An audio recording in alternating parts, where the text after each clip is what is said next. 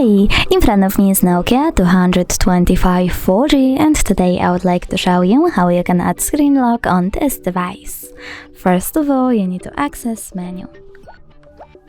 Now go into device settings and choose security.